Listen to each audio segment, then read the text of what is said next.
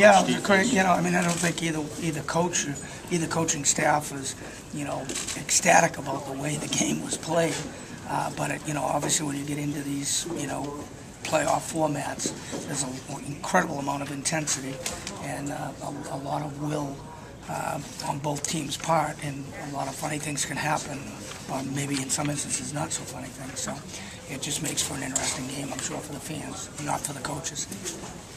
Coach, you had said on Tuesday that the last thing you want to do is go toe-to-toe with these guys. It seems well, I mean, I don't think we gave ourselves any choice with taking a couple of penalties, and then obviously I was hoping that we would solve our penalty kill dilemma, if you want to call it that, but we clearly didn't. So we gave them that lead, and then we had to open it up to some extent. So it turned into the game it was. We were fortunate, I think quite fortunate, to get those goals early in the third period to make it the type of game it was. If we didn't put one of those away, then obviously it's an even more difficult climb uphill. Did you say anything, guys, in the second intermission?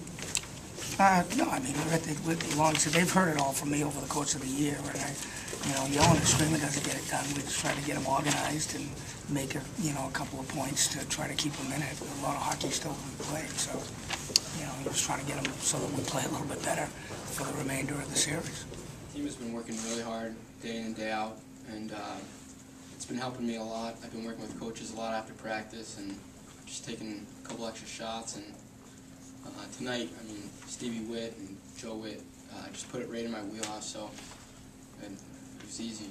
If it wasn't in my wheelhouse, it would have been a lot harder. But since he made the perfect pass, it made my job a little easier. Part of that, Ken, was that finding the right spots? I mean, you just seem to be in the right scenes tonight.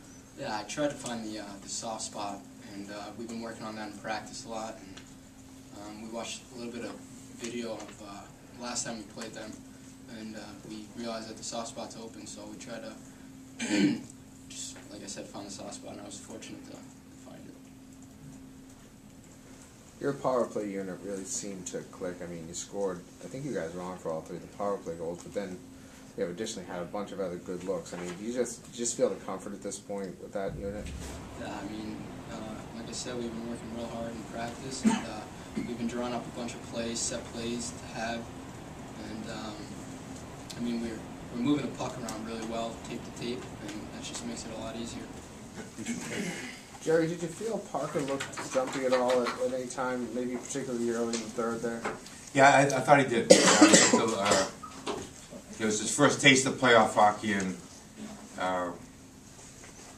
but he made a couple big saves toward the end of the game to keep us, in the W column. Had you made a decision about goaltending before tonight, and are you going to stick by that after the game? We'll meet tomorrow morning, and we'll discuss as a staff who plays goal tomorrow. We decided Parker will play the first game, but we go game by game. Coach, you talked about Cam being a leader tonight. Can you elaborate a little bit more on that? Can you talk about if you saw anything this week in practice that would make you think he's going to come out and score 3 goals tonight? Just watching him all year, he's been, a very, very good player for us. And he's had 21 goals I think going into tonight, so this isn't unusual for him. He's scoring a lot of goals. He's a high-end player. Can you talk about Kreider's goal? It was 2-2 at the time. UMass had just killed off the penalty and could have had the momentum, and he came in effect and blew by the defense. He is such a strong skater. When he gets a step on, even a half a step on a defenseman, he's hard to contain. He's powerful, and he's awfully quick. He's had a number of those plays like he had tonight during the course of the year. Coach, yeah, I know you're looking at tomorrow night, but you're also looking long term. I can't imagine you want to get into these slugfests going through the playoffs. For you, what is the key that you want to see your team focus on? We certainly can't take 2 5-on-3, put UMass in situations 5-on-3, and plus I thought we had way too many turnovers. We had the puck and we just turned it over. They're coming at us, but still the turnovers were a real problem for us tonight. that put UMass in offensive position. We had the puck, and all of a sudden we turned it over and they attacked us. So turnovers, we have to cut down turnovers for sure. You obviously saw UMass come out with the charge in the third, and now their backs are really against the wall, and you always talk about taking the jersey off the guy's back. Yeah. How tough is this going to be to close tomorrow? Oh, it's really hard. You know, just playoffs are difficult because you're taking sticks away from the other team, and no one wants to give up their sticks very easily. But they got a good club. I thought, you know, watching them play this year, and I wasn't surprised that it went up to swept Maine there, and just based on the last game we played against them. You know, Wellman and Marcou certainly get a lot of attention, but they got a lot of good players.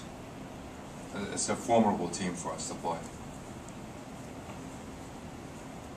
Is there anything you can do to key on that line a little bit more? I mean, for the early going, they didn't seem to get much going, but then I think they scored the last 3 goals. Oh yeah, we're trying to all the time, but they're good players. You know, it's Yeah. hard to contain Cam Atkinson. It's hard to contain those players also.